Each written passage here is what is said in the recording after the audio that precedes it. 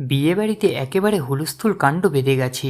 সারা দিন পেরিয়ে সন্ধে হয়ে যায়, কিন্তু সাক্ষ্যর কোনো খবর কেউ পায় না।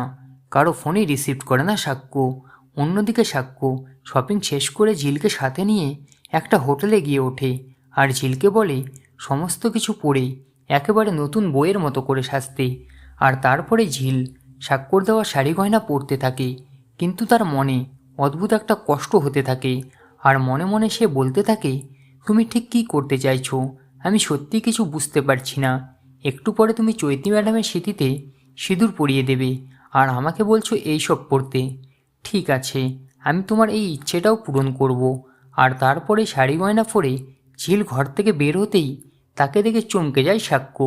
তার থেকে চোখ সরাতেই পারে না, এক দৃষ্টিতে তার দিকে তাকিয়ে থাকে সাক্ষ্য। এরপরে নিচে নেমে এসে গাড়িতে ওঠে দুজনেই, বাড়ির উদ্দেশ্যে রওনা হয়। অন্যদিকে সবাই ঝিলের মাকে চেপে ধরে, তাকে প্রশ্ন করতে থাকে। তাকে সবাই মিলে বলতে থাকে, সকালে তুই সাক্ষ্যকে এমন কি বলেছিলি? যা শুনে সাক্ষ্য বাড়ি থেকে এইভাবে বেরিয়ে গেল। ততক্ষণে চৈতিও সেখানেই চলে এসেছে। সেও বাজেভাবে মিনুকে কথা শোনাতে থাকে। সেই সময় হঠাৎ করে ঝিলকে সাথে নিয়ে বাড়িতে এসে ঢোকে সাক্ষ্য।